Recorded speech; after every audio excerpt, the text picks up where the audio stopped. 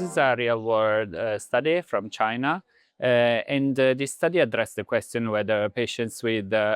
clinical complete remission after immunotherapy across all stages should receive additional therapy after clinical complete remission or may proceed to observation. Of course, this is observational study, so it's not a randomized clinical trial, so there are intrinsic limitations, but this study showed that actually observation after clinical complete remission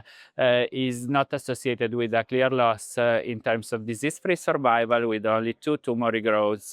at the specific follow-up reported, potentially reducing toxicity and cost. So this is really important because we are really conducting in the meantime prospective clinical trials regarding non-operative management, especially in patients with MSI-H rectal cancer, where actually non-operative management is already entering the clinical practice and is endorsed by all major guidelines, despite the lack of randomized clinical trials.